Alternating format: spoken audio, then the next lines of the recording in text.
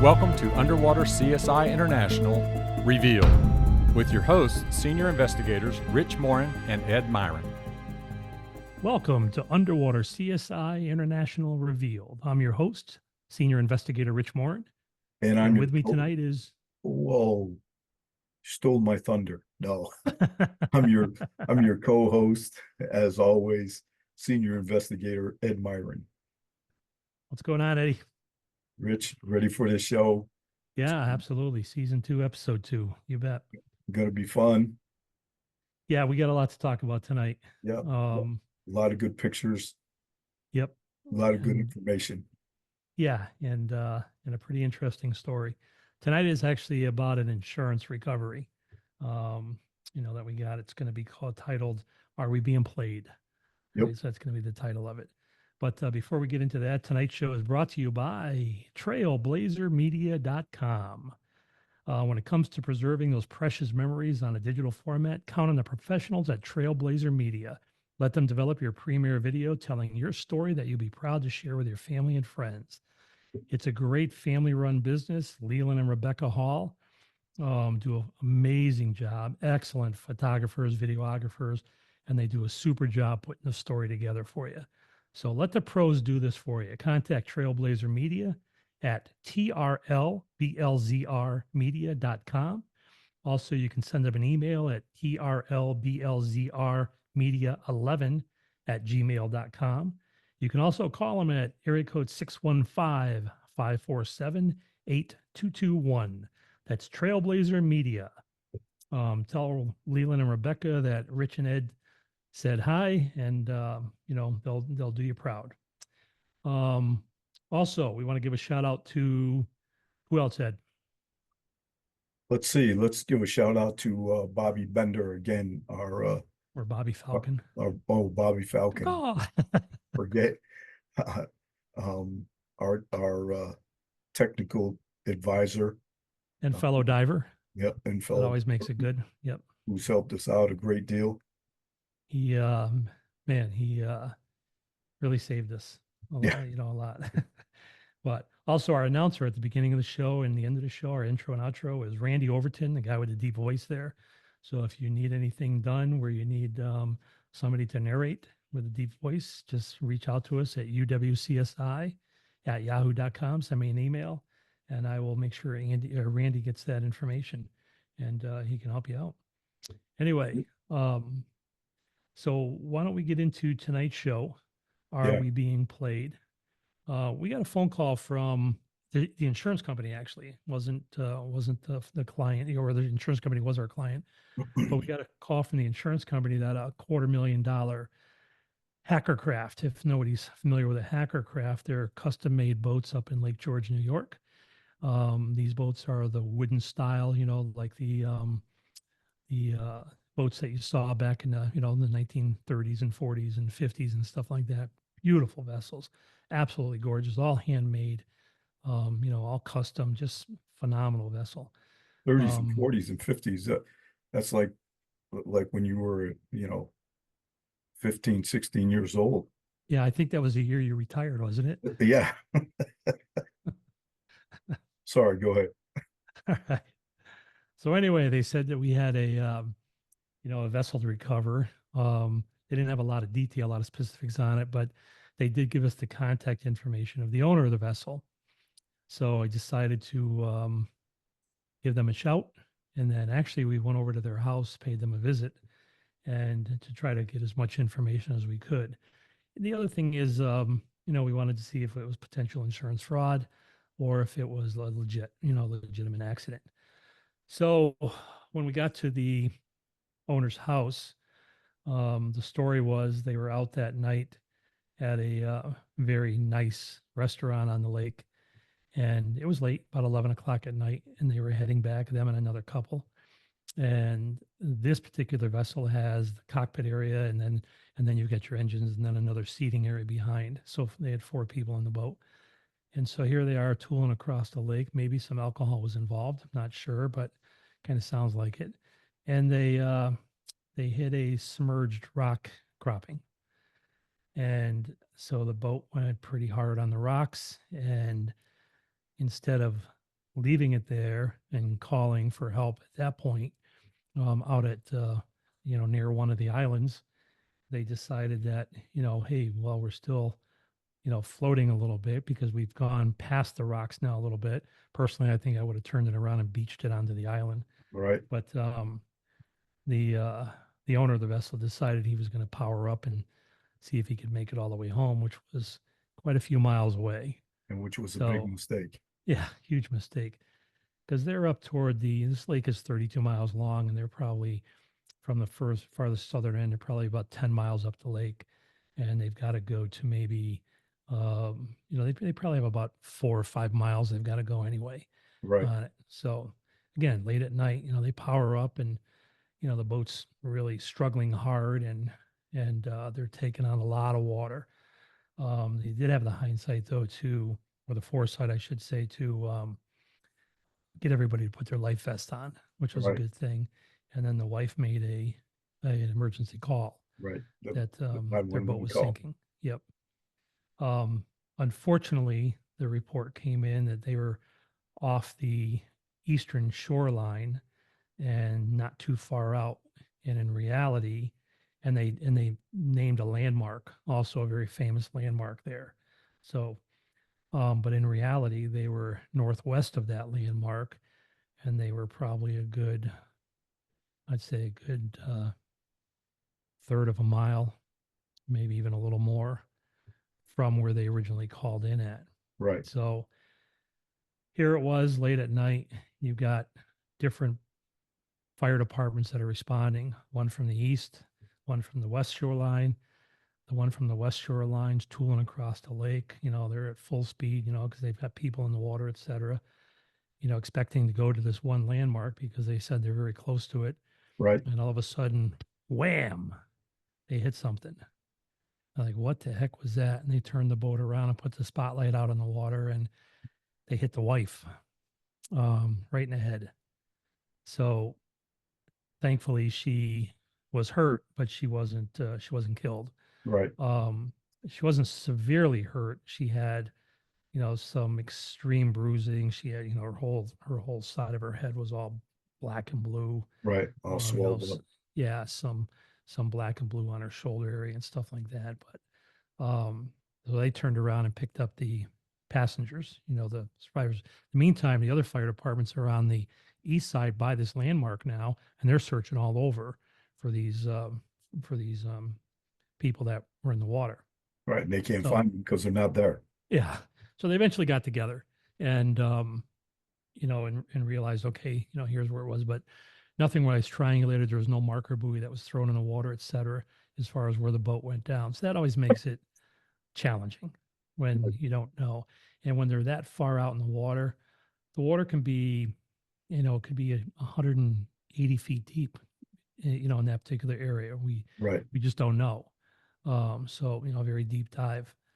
So anyway, so we're talking to the owner, and it's like, now we already have a contract with the insurance company. So Right. it's ours. All right. We're hired to do the job, et cetera.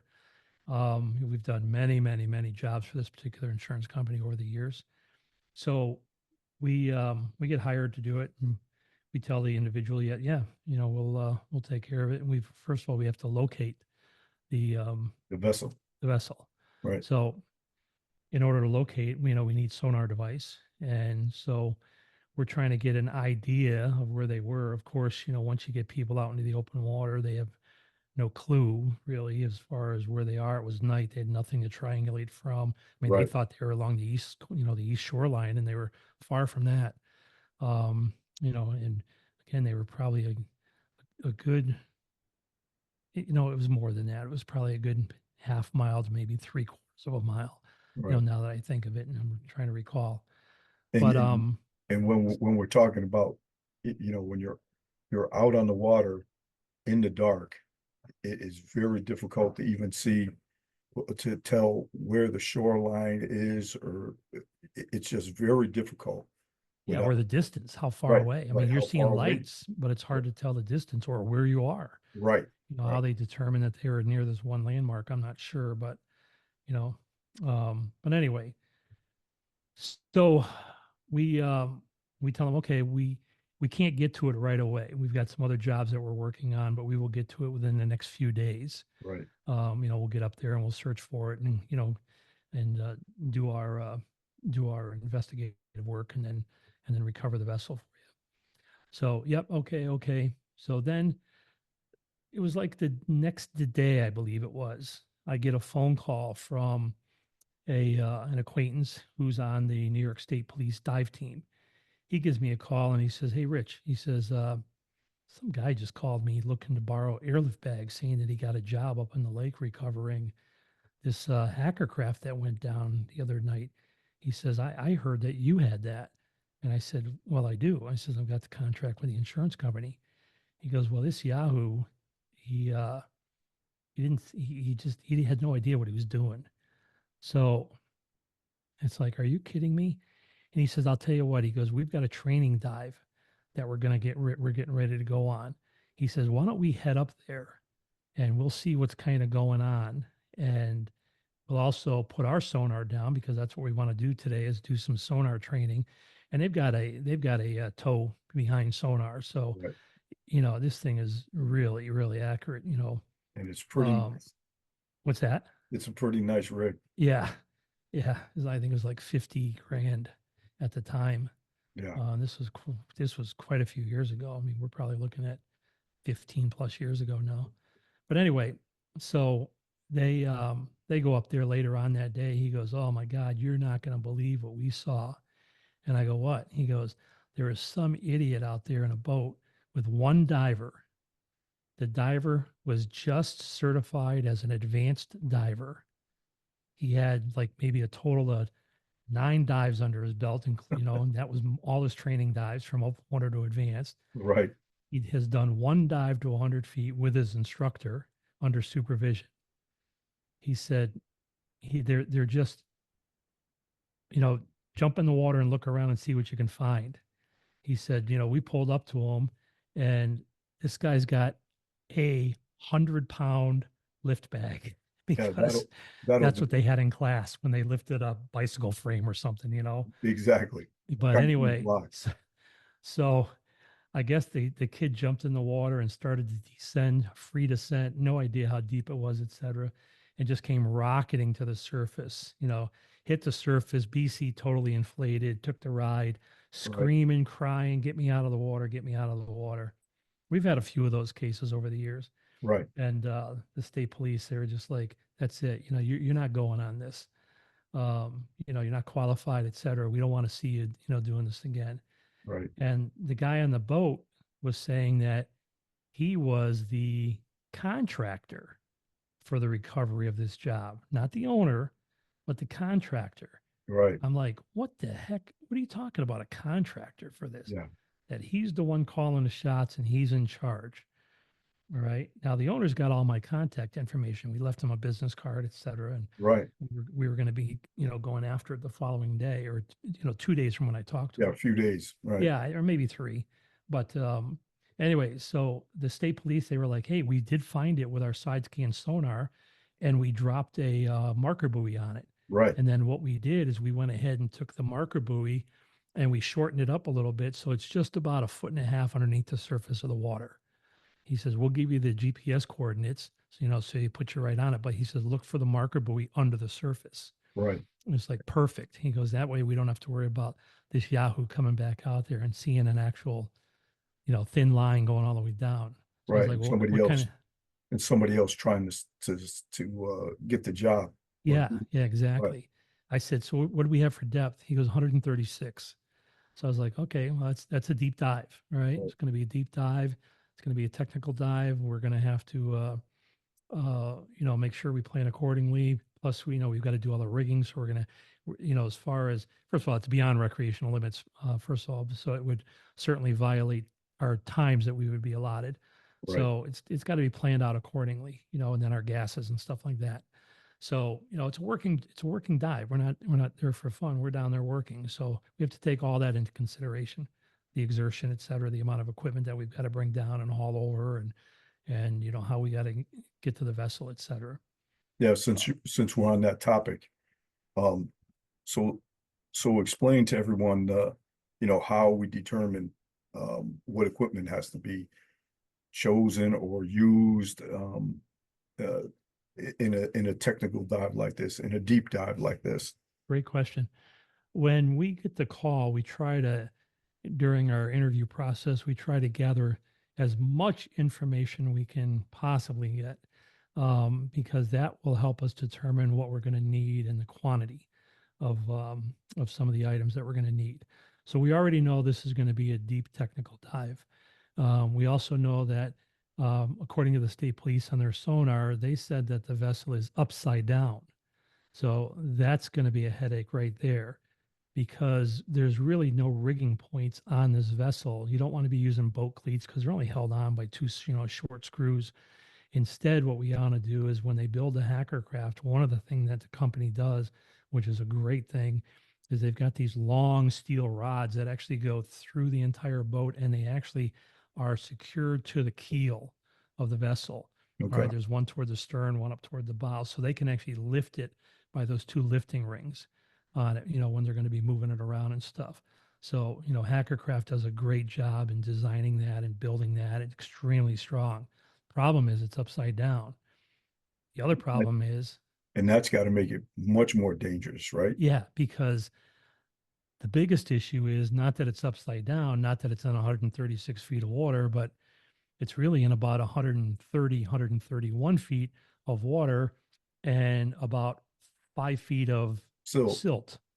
I mean, just this powdery, fine silt that just you make contact in blacked out conditions. right, And so somebody's got to dig underneath this vessel to find the rigging points, okay, and rig on to the right, vessel, right. onto the stern and onto the bow. So someone's got to dig through all this silt, basically encapsulate yourself on it. So as far as how do we determine the amount of gear, what we do is we have to figure out how many divers, first of all. Well, on this particular job, there's going to be 2 divers actually down on the job itself. But we also have a safety team of 2 divers, for the descent, a safety team for the ascent, consisting of 4 divers. So we got to think about all their tanks, et cetera. We got to think about our gases. We got to make sure everything's worked well, et cetera. We also have to think about the amount of bags that we're going to need. First of all, to roll it, and Right. then to lift this vessel to the surface. We're not interested in getting the boat where the boat is up out of the water yet. We're just interested in getting the bags to the surface with the boat suspended under it. Right. Right. So, So I'm sorry, go ahead. just another point I'd like you to point out, all the divers. So the safety divers and the actual divers that are on the vessel, are they all descending at the same time and ascending at the same time? No, let me touch base on that in just a minute. Sure. As far as the rest of the equipment, we don't want just one descent ascent line. And that's the mistake that a lot of people would make. All right. We want a clean descent line. So the descent line has nothing on it. There's no hang tanks. There's no loops. It's clean all the way to the bottom. Right. And it's 5/8 inch yellow polypropylene line. We've got these big inflatable tuna balls on the surface, or float balls. The ascent line is going to be 10 feet from the descent line. That's going to have all of our staged tanks on it. Okay. Or if there's an equipment issue, that equipment can also be used to safely get us to the surface. So it's overkill. We've got a lot of extra equipment, and we start off at half our maximum depth. Okay, so 136 feet, basically we're putting our first set of tanks at 68 feet. Okay, so then from there, then we're gonna come up to 50, and then from there we come up to 40, 30, 20, 10, and by the time we get to 10, it's more of an accelerated oxygen at that point that we're using. So these divers, what they'll do is we'll just have a team of 2 divers, safety divers. They will escort us down to 100 feet. Right. Okay. At that point, they're doing a final. We've already done a safety check. We've already done an S drill. Right. Right. They're doing a final safety check on us before they say goodbye to us, and we continue down to the 136. Right. Right. All right. Before descending So to the bottom, to the correct. bottom or to the vessel. And they will stay there until they see our bubbles move from the two lines because they can still see the two lines really well. It's not silted out or anything yet. Plus, remember, they're 36 feet above us. Right. So they will stay there until they see our bubbles start to move off to the wreckage itself. Right. Okay. So on the way down, we were able to see the wreck. Okay. Once we got down to, I don't know what it was, 120 or something like that. So we took a compass heading from that particular line over to the wreckage itself, because once we make contact with the bottom, then it's going to be a little bit harder to navigate because we're not going to be able to see it because of the silt. Right. So so now let's talk about that. So we're at the vessel. You make No, contact. not yet. We're not at the vessel yet. Well, I mean, One key thing that now as far as the equipment goes, in addition to the question that you're asking as far as how do we determine, what we do next is we go over to the ascent line, and then we will tie our line reels off to that ascent line. Each one of us has our own. That's what I was. Yeah, that's what I was. Yeah, getting we each have our own our own line reel. Right. All right. Then from there, we'll come back to the descent line, pick up the recovery equipment, and basically shuffle that over toward the vessel itself. All right. And then we'll put a bag toward the bow, bag toward the stern, and just get prepared. And actually, when we put those bags out, we actually drape them over the vessel, over the keel, because it's upside down. We don't just lay them on the bottom because we might not be able to find them. So we drape them over there until we're ready. Right. On that. And the equipment itself, we don't carry that down with us. What we do is we have surface support teams that will go ahead and they will bring all the equipment over, and everything has carabiners on it, locking carabiners, and they'll put it on the line, on the descent line, just underneath the float ball. And they'll actually send everything down, and it'll all slide down the line. Right down the So line. whether it's our tanks or lift bags or rigging equipment or what it does, whatever it is, they're sending it all down that line. Right. For us. So it's basically waiting for us on the bottom. Right. We try to send, like in this particular case here, a 2,500 pound lift bag. We slide that down first, and that basically sets a nice big area on top of the stilt for the tanks and stuff like that. So we don't lose anything. We basically kind of sandwich everything in between the bags. Right. So we come over, I'm sorry, Ed, I'm sorry, go ahead. So we go ahead and we unhook everything, and we move that over to the vessel itself. So we're talking about all this equipment. Yep.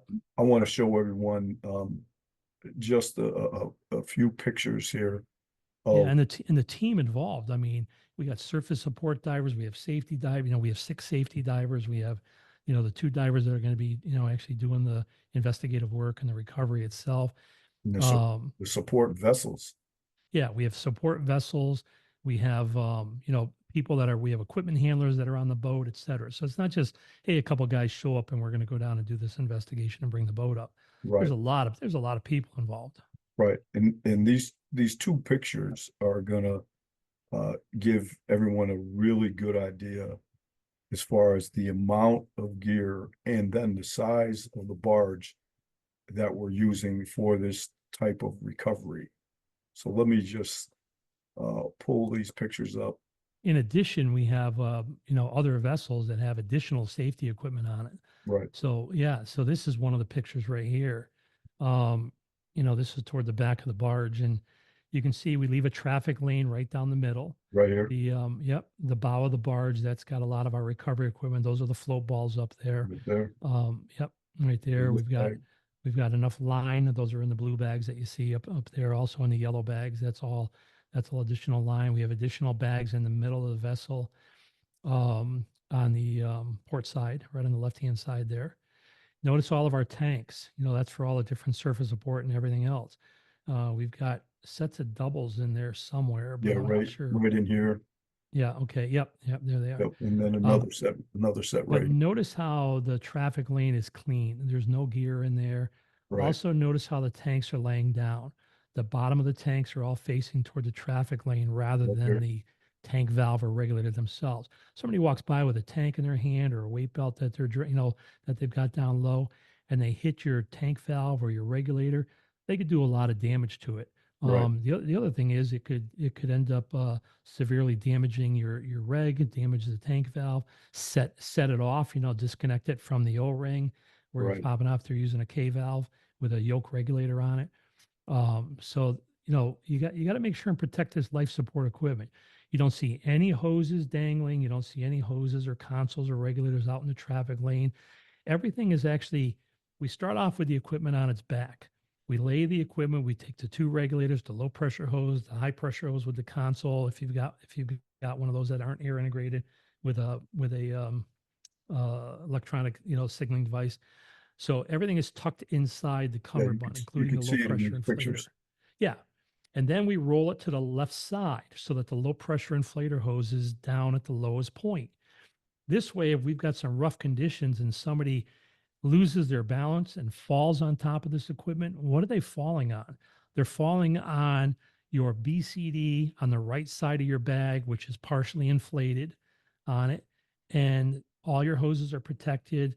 The valves are all facing to the opposite direction. So everything is protected. You have to look at this as life support equipment. Right. Okay. It's keeping you alive while you're underwater. Treat it that way. Don't lay your stuff down in the sand. Don't leave it down in the surf. Don't stand it up on the back of a tailgate. Don't have don't just lay equipment down and your cummerbunds open up and the dirt and the grass and everything else is getting in the Velcro.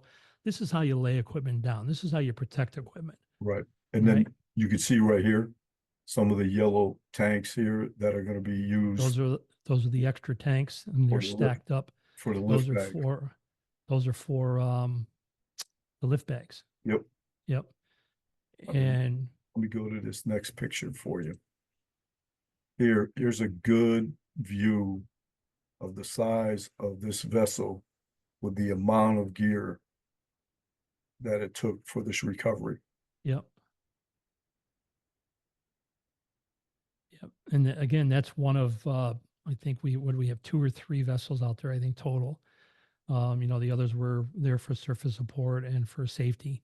Right. And had additional safety equipment on them and stuff like that. We also had the North Queensbury Fire Department that was kind enough to volunteer their services and have some of their guys out there with their boat. We had state police out there. We had Warren County sheriffs out there. We had the Lake George Parks Commission boats out there. Right. So everybody was trying to set a perimeter for us. What we did is we told them the distance that we wanted, so we didn't have pleasure boats coming in. Right. And they all were out there with their flashing lights on to try to keep the pleasure boats from coming in. Because when this vessel comes up, we what we're doing is, well, I'll talk about that in a little bit. We're not quite there for the story. Right. But anyway,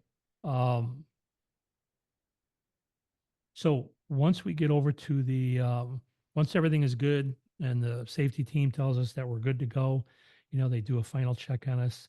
And it's just like we were out of the water, another safety check on us. Right. And so we go ahead and we finish our descent. We bring the equipment over. Now we got to determine, okay, the stern is going to be in the deepest part. The bow is quite light, still has a little bit of air trapped up in it. So the vessel is actually sitting on an angle, slight angle like this. Maybe we're looking at 5, maybe 10-degree pitch on it. So it's up on a slight angle. So the bow I can get to without having to dig very deep. I can just kind of slide under a little bit. And maybe I'm only in a foot or 2 of water, or not water, but a foot or 2 of silt. Yeah. Right. It's the stern. The stern is buried hard. And that's going to take some digging. Right. So the other diver that was with me, Chris stayed up on the keel with the bag. And then what I was going to do is I was going to signal Chris with an air hammer or a signaling device on my low pressure inflator system to send the bag down and pass it off to me. Yeah. Right. So I start digging, and as soon as I push the silt away, I mean, that's it. I'm digging down, and I'm just encapsulated. It's like being in chocolate pudding, Right. A bathtub full of chocolate pudding. You're laying on the bottom. It's all blacked out. You can't see anything. I can't see nothing. Right. Absolutely zero. It's all done by feel now. Right. So, and the thing is, you got to remain calm and you got to work your way, carefully through it. And then, eventually I found the lifting ring. And then from there, I went and I signaled I signaled Chris with a couple of beeps on my air hammer for okay, and then he kind of brought down and slid the bag underneath as far as he could, to where I could reach it because I'm just kind of reaching back at this point now, and he Right. can find my fins relatively easy, just by going straight down. And then from there, I brought it in, rigged on, locking carabiners, two of them facing opposite direction, hook them on there, lock them down. This is a 25-pound bag.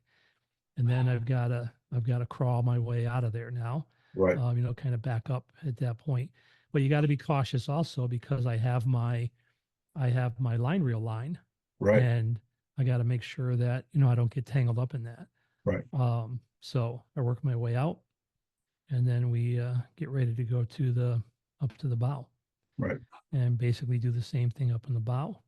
And then from there, we determine that what we're going to do now is we're not going to lift the boat. All we're going to do is we're going to roll the boat. We're just going to put enough air in it, just enough to where we might actually have to pick up on it just a little bit, but the bags will actually do the majority of the work, right? And we'll let those roll right over until the boat is upright. Right. So that's what we did. Okay. So that was actually day one. We decided, okay, it took us a little bit longer than expected. And so now we worked our way back to the ascent line. We went out and reeled back. And then from there, we started our ascent. Now, once our bubbles started coming back over, the next safety team, okay, comprised of 4 people, the first team was going to drop down to 100 feet and meet us there. Meet you. Or, I'm sorry, at 70. At 70. Okay. Okay, so they're going to drop down to 70, which is going to be our first stop. And they're just, again, they're going to check us over, making sure that we're doing our gas exchange properly, et cetera. And then from that point there, what we're going to do is we're going to, I would yell at my dog right now, my little Harley dog, but he's deaf. He can't hear me and he's blind. He can't see. He's 14 years old. So I apologize about He's all that. right. The other 2 dogs are out on the back porch. So they were scratching to come in, but I don't know what Harley's barking at. But anyway. Probably deer. Yeah. Yeah. We got enough of them here. So anyway, we, meet up with the safety divers and they continue the ascent with us. Right. Right. Now, once they come up, they're going to do a stop at 50 feet, right, with us, which is basically going to be their Haldanian stop for them or their deep stop. And then as we continue up, the next team now, they did it all by time based on our ascent times. They waited X amount of minutes, and then they descended down to 30 feet to meet up with us. And they stayed with us for the rest of the way, on the rest of the way up. Yep, until we got to the surface. And that was now, day one. Yeah. Now, even though we did all our stops, all our deco stops, et cetera, extended those actually a little bit more, did accelerate it out to, once we got back up onto the vessel, we also, myself and Chris, we laid down on our left side and we breathed 100% pure O2 for another 30 minutes. Right. On it, just as an added precaution. And you're doing this because we were working down there. Right. You're doing this for what reason? Explain that just to purge off excess gases that are in our body. Right. To help prevent the possibility of decompression sickness. Right. Yeah. Perfect. So then on day, I'm sorry, go ahead. That sounds very simple for a brand new advanced diver with a 100 or 50-pound lift bag to 100-pound bag, yeah. And just turn that vessel over and bring it to the surface. Yeah, we got 5,000 pounds of lift on the boat. Yeah. And we just have just enough to where we rolled it over at this point. Yeah, right. So, all right. Now, one thing that I forgot to talk about is before we did anything with equipment wise, I made another visit to the owner's house when I found out what was going on day 2. All right. So I went over to the owner's house and I was like, what's going on? Well, you guys said you couldn't do it until tomorrow, right? Which would be day 3. And he said, so I hired a contractor. Yeah. And he's basically in charge of everything. Come to find out later on, the contractor was a future son-in-law or possibly a son-in-law who owned a used car dealership in Connecticut.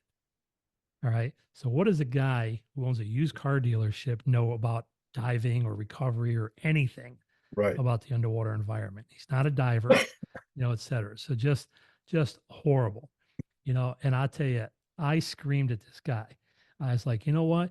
You put this other diver in his life in jeopardy. He's a Oh, brand new certified advanced diver, has one dive to 100 feet under his belt, right? With a small 100-pound lift bag, calling around asking, if he can borrow bags. right. And, he's kind of looking at me going like, how did you find out?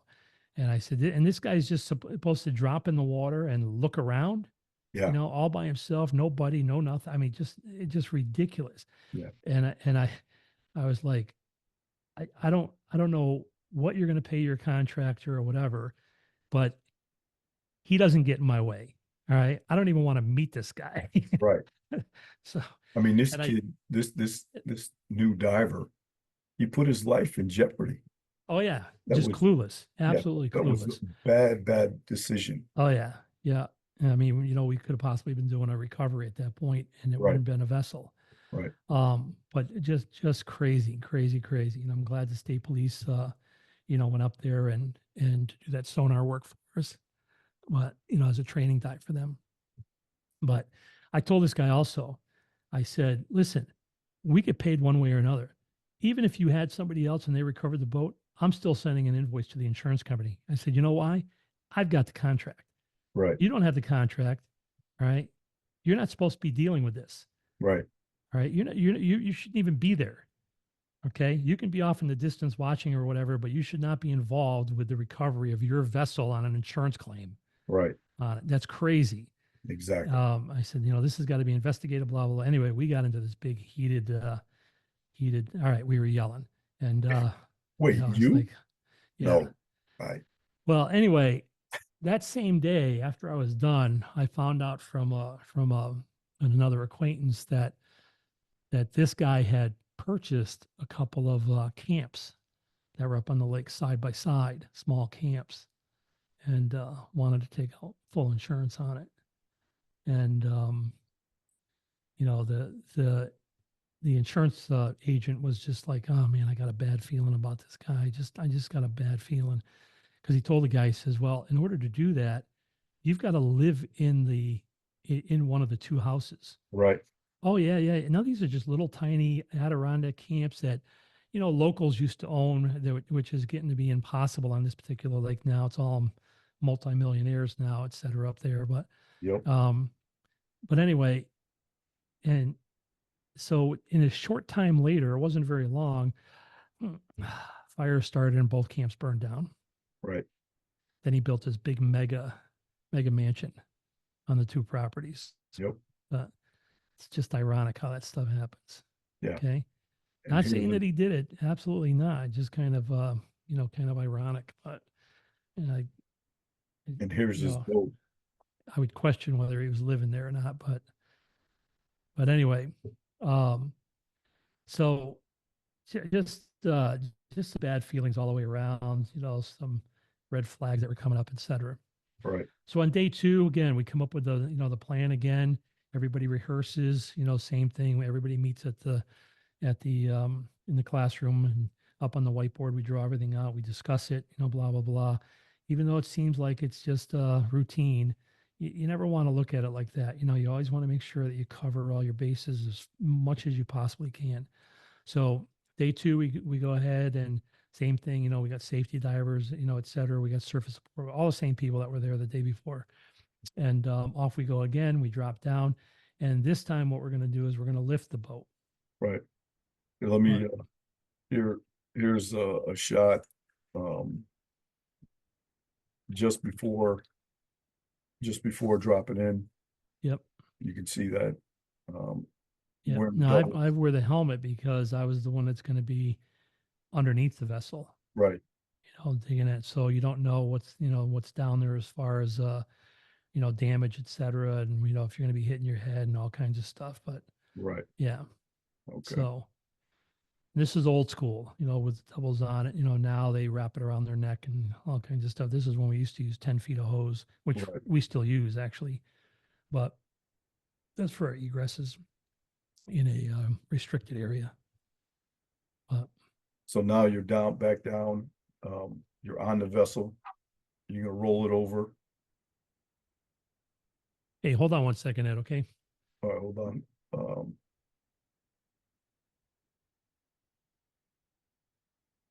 All right, sorry about that. I just had Jeannie come in and grab a little Harley because he just wouldn't stop. I don't know what's going on with him.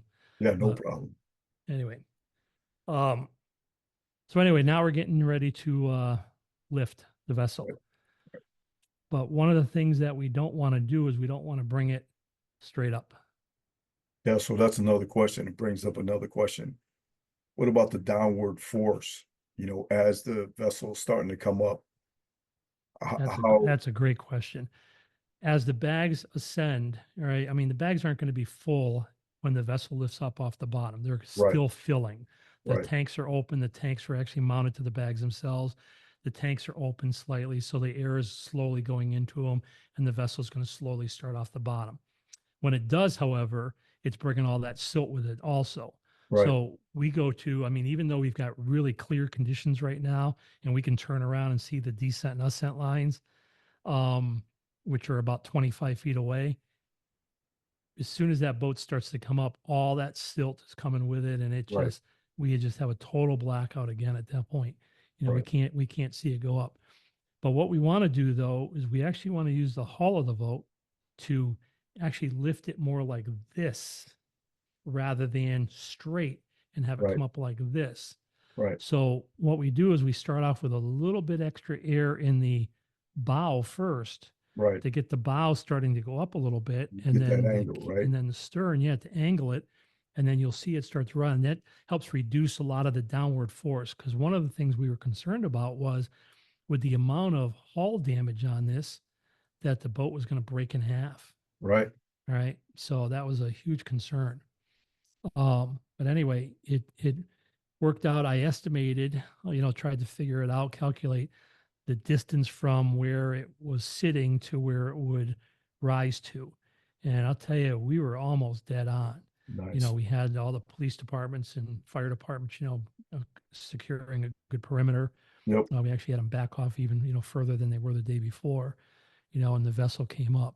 Yeah, no, Now, go ahead. I'm sorry. no, let me share the screen again on this one. Because as like what you were just saying, the vessel's gonna be coming up, and then here's the Lake George Parks Commission and the state police. Right. Now, this was actually actually, I think that's Warren County Sheriff's Okay, and two of the Parks Commission boats. But this was after it came up. All right. And so the vessel was originally a lot further to the left. All right. And it okay, came up on an angle because we're going to be bringing it across the lake to the other side, to the western shoreline, to a marina over there that actually has a crane system that'll help bring it up. But what we also have is we have a team on the surface ready to respond once or they're on the barge right now, but once the vessel hits the surface, they go ahead and they respond on the surface. They run a line out to it. They connect onto it so that we're secure. That line's got to be at least 140 feet long. right, Or in this case here, it was 200. The excess line is coiled up on the boat. So if it did sink again, it's going to go ahead and go back. It's going to reel down. It's not going to damage the surface support boat or the barge, right, et cetera. So you got to think about all that stuff. All right. And then they put the containment booms around for any oil that might be leaking or gasoline, right, like that. Now we're still in the process of reeling back to the ascent line and doing our ascent.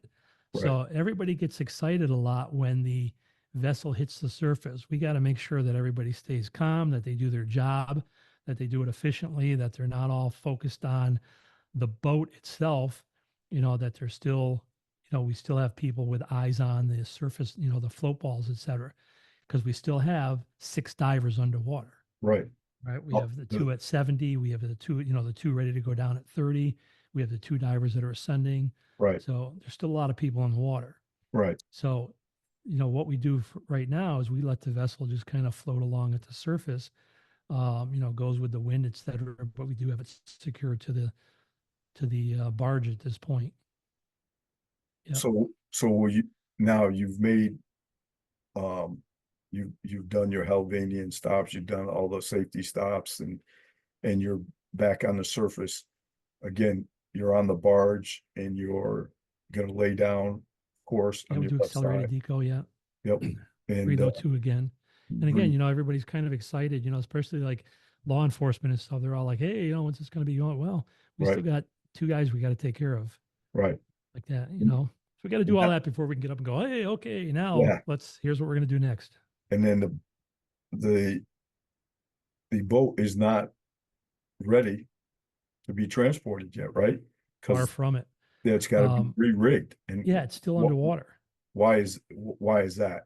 Why is it Well, have to be re-rigged now on the surface? well, we don't re-rig yet. We're going to actually tow it, Right, right? And because the reason we don't want to re-rig now, because what we want to do now, can you go back to that picture with the airlift bags on the surface? sure.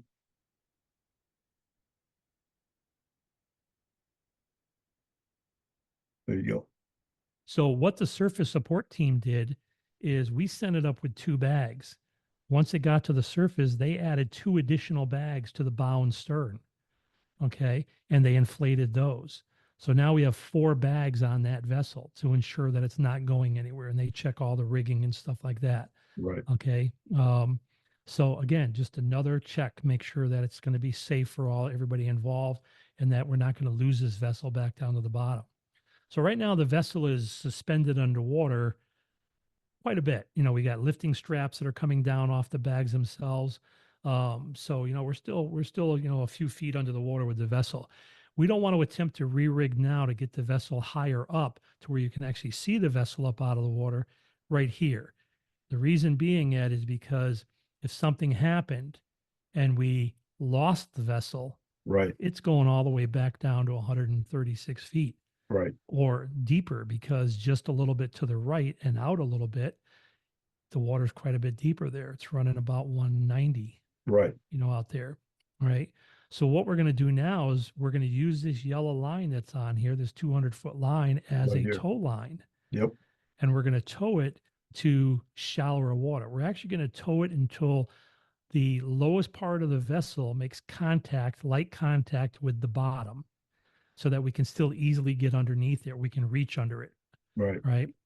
That's when we're going to re-rig it because we would rather have something happen if we're going to lose the vessel and just have it drop into 12 or 15 feet of water of than course. have it drop to 136 up to 190 feet of water. Right, Okay. sure. So, I mean, because otherwise it can just go boom and hit the bottom at 12, 15 feet Wait, and we're good. You know, we can still rig at that point, et cetera. wait, how was that? How was that Like again? this, boom. Like Oh, okay. that. I would tell you how much I hate you. Anyway, so what we do is we tow it on over to some shallower water, then we rig, and then we slowly bring the vessel up until where the vessel is somewhat up out of the water and we can tow it. Right. All right. However, there's no pumping water out of this thing No, because once we got it up to the surface, you know, we got underneath it and look, the surface support divers that went over and rigged it and stuff like that, and they checked for damage on the vessel. They determined that we have a hole in the hull itself, big enough to put your head up through. So it's like, holy mackerel, there's no way we're going to stop the water from coming in. right, And it was caused by the prop. The strut and everything got bent right over, and the prop was actually cutting a hole through this, kind of like a Indiana Jones when when the boat's being chopped up by the big prop of the ship. You know, it right, just kind of chopped up the bottom and broke big pieces out and stuff. So it was just a mess under there. There was no pumping it out at all. So we right. just have to rely on our bags Yeah, on now it. let me pull up the picture where the vessel is now on the surface, not completely, out. You can see the lift bags, you can see some of the support divers um in the water. And this is where the boat's actually going to be lifted out um with that crane that you were talking about before. Right. Okay. Yeah, let's pull that up and see. So there you go. All right, so that's what it looked like after we got it up. All right, it's not rigged yet to the crane. Right. They're moving the crane into position at this point right here. That's Billy Chadwick. That's one of our team members from back then. Billy was one of our safety divers and also he's one of the guys that help us re-rig and stuff like that. Right. But yeah, And so you can that's still see the booms are still out yep. for any kind of, Yeah, the containment boom, so we don't end up polluting the this particular marina and stuff. Right. Pulling it up, getting them all upset at us. So from here, we're going to get ready to hook it onto the crane.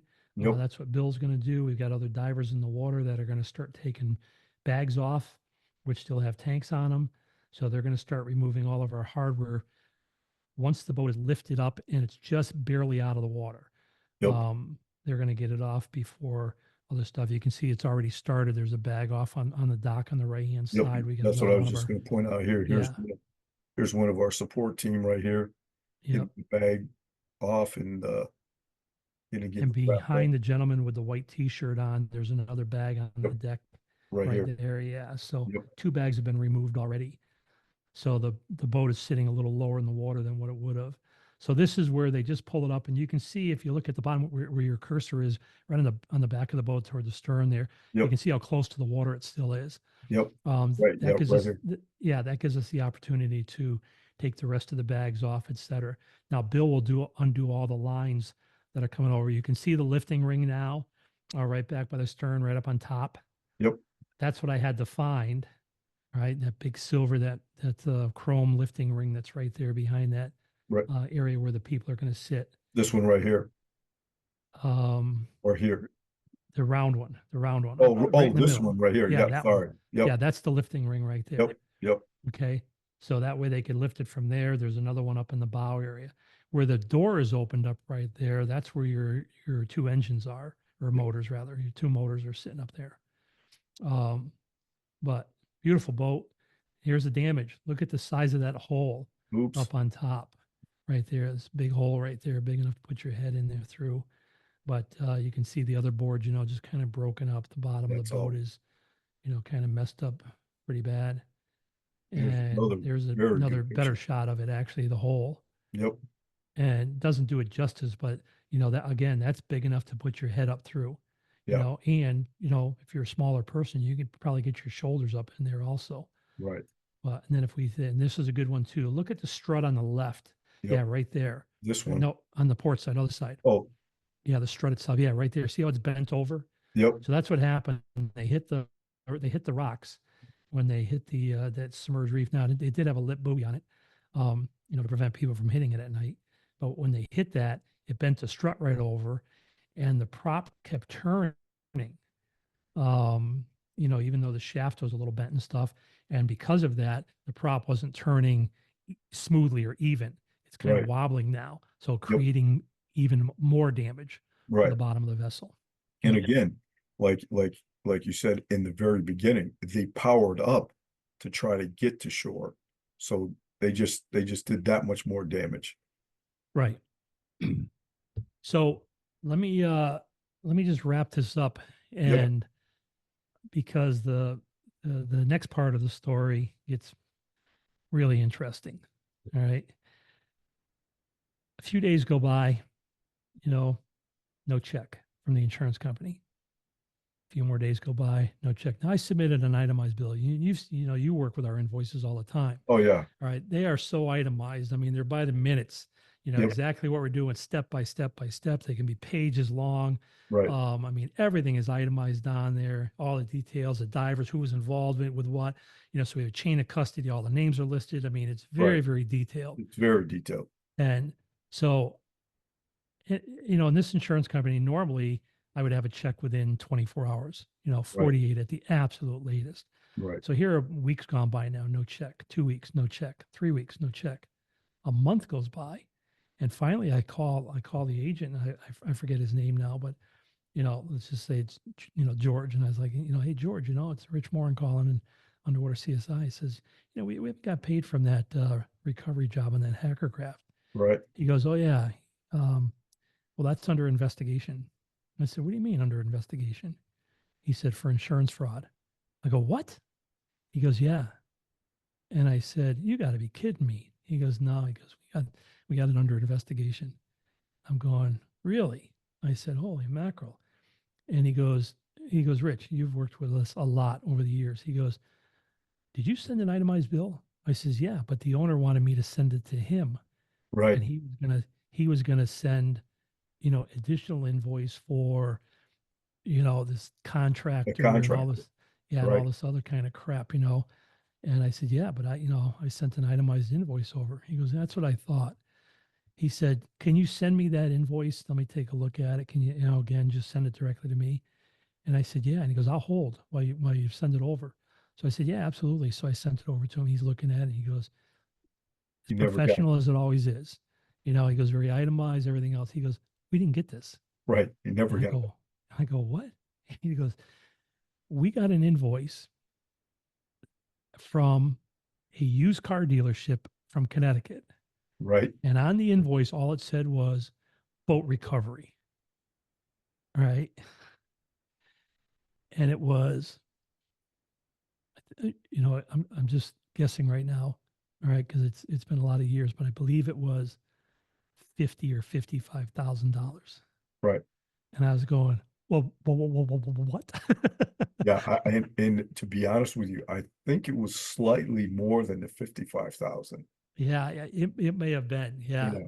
Because I Yeah. kind of remember that when we were talking about it, because we almost fainted when we found what the real number was. Yeah. I mean, our invoice was a fraction of it and we did all the work, Right. Yeah. supplied all the equipment and everything else. This guy padded this invoice by tens of thousands of dollars Right. and then submitted it to the insurance company for payment. Right. And so he goes, "Rich, I apologize." He says, "I'll get your check out to you today. You'll have it tomorrow." And he says, "I apologize." He said, "You're all set." And, and again, we had a lot of problems with this guy at the beginning, trying to cut us and Right. backstab us and go behind our backs and all kinds of stuff like that. So I got to check in the following day for our services.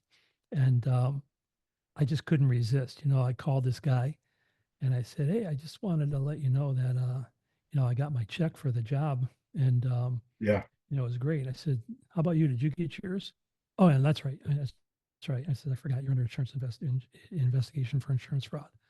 Like that. Like, just day. Yeah. Yeah. It was only a Have a little, nice day. it was only a little of that. So don't worry. Oh, hey, I have my check here. So, Yeah. Yeah. you So know, anyway, that's the show. Are we being played? And we were definitely being played by this guy. for sure. This guy was going to stab us in the back, etc. If he could have recovered it on his own, he would have sent in the same bill, $50,000 or whatever, Yep. whatever it was, 60,000, 70,000, whatever. He would have sent that in and hoped that he got even more money. Basically, Right. he wanted to get our money also, Right. is Exactly. what he wanted to And get. and thank God that that young guy that went out there, nothing happened to him. He didn't get hurt, or again, like you said, it wouldn't have been a recovery of a vessel. You would have been recovering his body. Yeah, I just wanted to. I never met the guy. Glad I didn't because I would have just slapped him. Yeah. Like, what is wrong with you? What the heck are you thinking? Exactly. Jesus. You finish an advanced class. What, how many more dives after open water did you do? Yeah. You Right. know, so you did your 5 additional training dives. So you got Yeah. 9 dives under your belt total. That makes you a recovery expert. Well, It says, of course, holy mackerel. of course, Yeah. We've run into a lot of those over the years though, but we certainly anyway. have. So you can see that it takes a lot of planning, a lot of equipment, Right. a A lot of lot of people. professionals doing their job and Yep. doing it correctly in order to make something which sounds easy. Hey, we're just going to drop down and recover this vessel, Right. to do it safely, Exactly. and protect your life support equipment. Right. And then afterwards, all this equipment goes back to the facility. Everything gets inspected, everything gets cleaned, everything gets packed away and ready to go for the next adventure. Exactly. And the next adventure we're going to talk about for season 2, episode 3 is going to be safety plan violation. Yeah. So, what happens when somebody, a team member, doesn't follow the safety plan? Right. and puts not just one, but two divers In jeopardy. in jeopardy, Right. right, with possibly other team members. Right. I mean, it's not good, No. not good. So, so we're going to share that story with you. Yep. But we'd like to thank everybody for listening to today's show. And That was as a always, great I want to thank my partner there, Fast Eddie Myron. Eddie ran track and field in high school. I know you look at him and probably go, well, against what, dinosaurs, pterodactyls? What was he? Yeah. I Well, could. That's why I ran so fast, because you had to run away from them. So and what year did you win the New York State? well, if I say that, it's gonna date me. So let's just say I did that, and All right, what was it? The competition? New York what? uh oh, the state meet. So the New York State meet. And who Yeah. did you get your gold medal by, or your medal by? Who Well, that presented was it to you? that was during one of the meets at our high school that we did every year. It was called the William F. Eddy Memorial Track and Field Meet. Okay, who presented you that with that Well, it first was an place award? Olympian happened to be there, and Mr. Jesse Owens. So that dates him right there. Oh yeah, shoot. So Never mind. I was only 10 when he gave it to me though. So Jesse cleaned up in the Olympics during World War II, yeah. or just prior to. Yep, So 1938. yep. Yep, 38 or 36. Yeah, I know. I forget what it was. Yeah. Yeah, weren't you there? Oh, never mind. I wasn't around yet for another 60 years. Yeah, right. All right. Well, Well, again, thanks yeah, for listening, everybody. right. I want to say thank you again to all the listeners, and tell your friends, tell your fellow divers, and keep Chad looking, Flint, we hope you enjoyed this story. yeah, keep looking for more. Again, we're gonna have more cool pictures and things like that coming up on more of these episodes. So you just don't get to see my pretty face all the time. You know what I mean? Sorry, I just had a little vomit. Yeah. Oh, Well, all right. Well, geez, the screen just froze with your head down, and it was the best you looked all night. yeah, sure. And All right, buddy. I can't wait. On I can't behalf of wait. myself, I can't wait to get What's that? some of this UWCSI International revealed swag out to people, where they can, purchase some of those different t-shirts and some hats and things like that. It's going to be pretty cool. So, absolutely. and our All buddy, right, buddy. On buddy on Bobby behalf Falcon's of gonna help myself, us. what's that? I said our buddy Bobby Falcon is going to help us with that swag and things like that as well. So our technical advisor. Perfect. Yeah, make sure and bring that up to him on Monday when you see him. Yeah, Talk to him. exactly. All right, bud.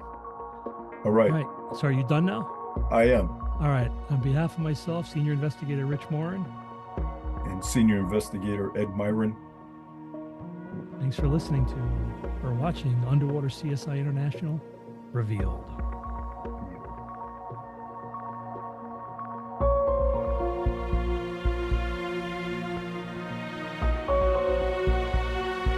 On behalf of everyone at Underwater CSI International, Revealed, this is Randy Overton. Thank you for tuning in.